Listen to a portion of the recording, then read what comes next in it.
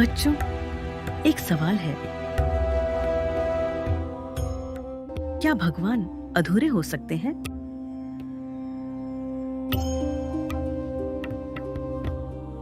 क्या भगवान के हाथ पूरे ना हो?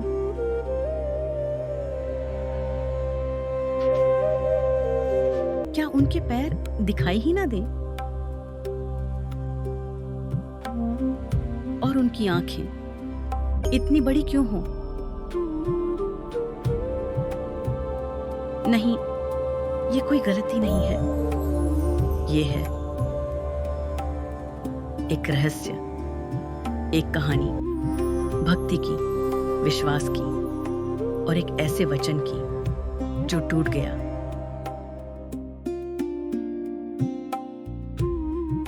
बहुत समय पहले एक महान राजा थे, इंद्रद्युम्न।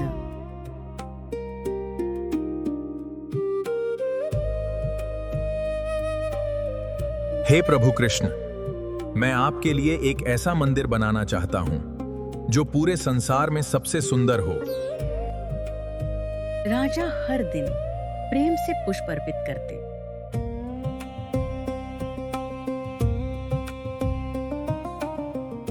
दीप जलाकर प्रभु के मार्ग को उजाला देते। भोग अर्पित करते, जैसे प्रभु स्वयं उनके सामने हो। भगवान, खाइए ना, आज मैंने अपने हाथों से खीर बनाई है।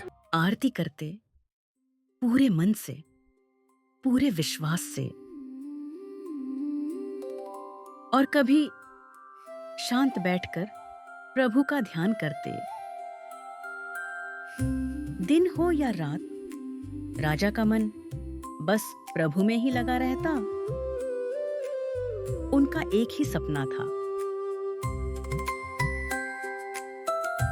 भगवान को अपने राज्य में बसाना।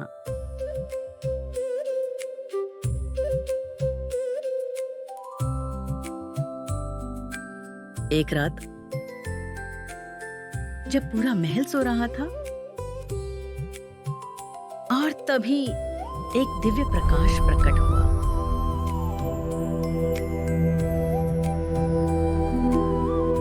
हे इंद्रद्युम्न, समुद्र के किनारे तुम्हें एक दिव्य लकड़ी मिलेगी, उसी से मेरी मूर्ति बनवाना।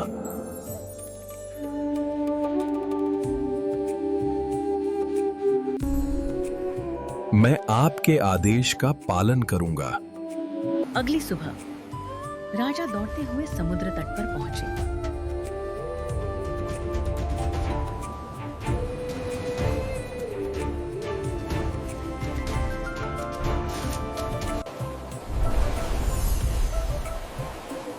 देखो, यही है वो दिव्य लकड़ी। लकड़ी से एक अद्भुत प्रकाश निकल रहा था। हे प्रभु, मैं आपकी बहुत सुंदर मूर्ति बनवाऊंगा इस लकड़ी से, पर कहां से ऐसा शिल्पकार ढूंढूं? तभी एक बूढ़ा शिल्पकार वहां आया।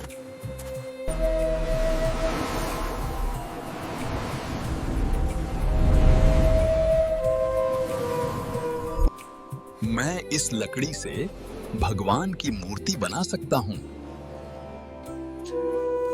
आप कौन हैं? एक सेवक, पर मेरी एक शर्त है। राजा की प्रार्थना मानो सुनी जा चुकी है। कहिए। 21 दिनों तक कोई भी दरवाजा नहीं खोलेगा। यह सिर्फ एक शर्त नहीं थी, यह थी विश्वास की परीक्षा। मैं वचन देता हूं। लेकिन बच्चों, क्या आप जानते हैं वो साधारण शिल्पकार वास्तव में कौन थे? वो कोई आम इंसान नहीं थे। वो थे देवताओं के महान वास्तुकार विश्वकर्मा। भगवान विश्वकर्मा, जिन्होंने देवताओं के महल बनाए, स्वर्ग के दिव्य नगर बनाए और असंभव को संभव कर दिखाया।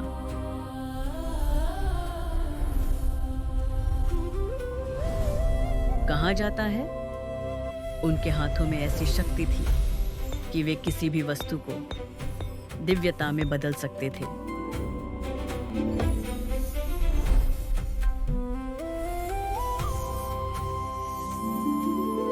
और इस बार वो स्वयं आए थे भगवान के लिए, भगवान का रूप बनाने।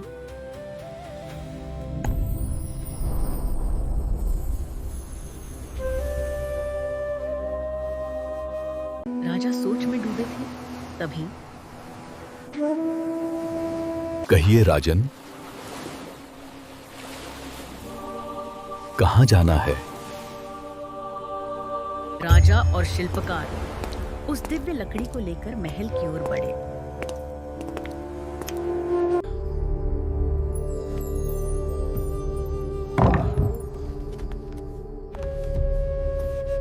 जो बनने जा रहा है वो सिर्फ एक मूर्ति नहीं होगी, वो होगा स्वयं भगवान का निवास। तो कृपया इस कार्य को पूर्ण कीजिए। पूर्णता धैर्य मांगती है और विश्वास भी। 21 दिन दरवाजा बंद रहेगा।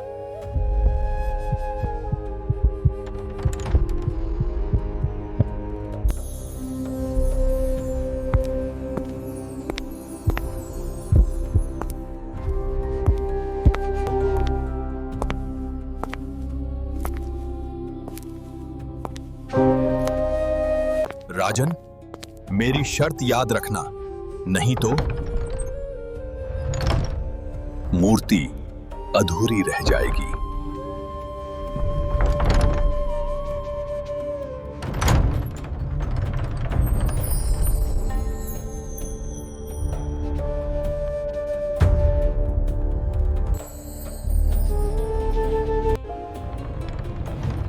यह कोई साधारण शर्त नहीं थी, यह थी विश्वास की परीक्षा।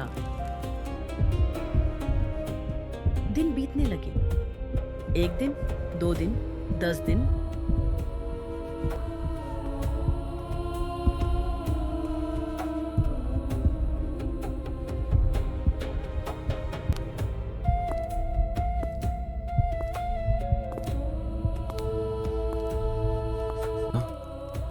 महाराज, कई दिन हो गए, अंदर से कोई आवाज नहीं आती। हमें धैर्य रखना होगा।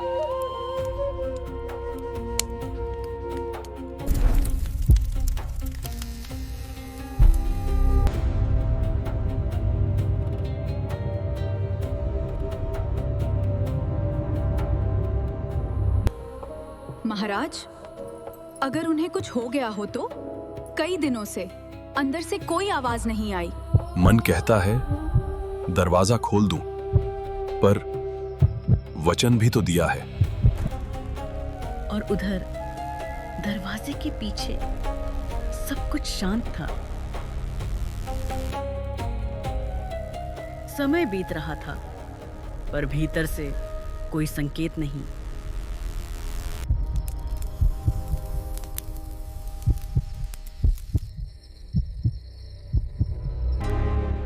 और राजा का मन अब डगमगाने लगा था। आखिरकार राजा का धैर्य टूट गया।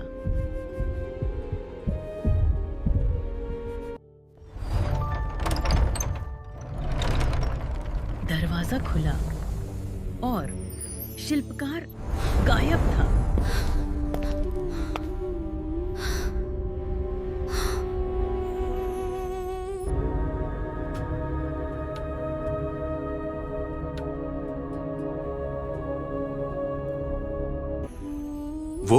वो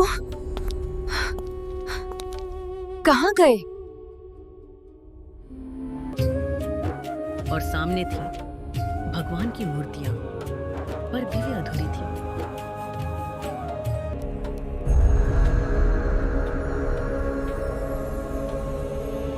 हे प्रभु, मैंने क्या कर दिया? मुझे क्षमा कर दो प्रभु। मैं अपने वचन पर टिक नहीं पाया। तभी आकाश से एक आवाज गूंजी। हे राजा, चिंता मत करो, मैं इसी रूप में रहना चाहता हूं।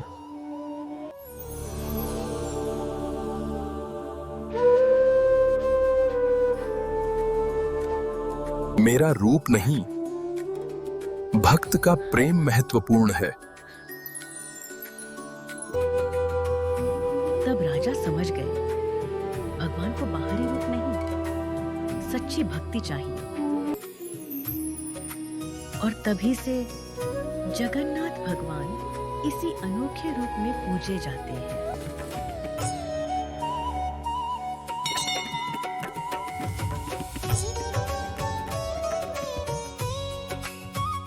कहते हैं, भगवान अपने भक्तों के लिए कभी भी किसी भी रूप में आ सकते हैं।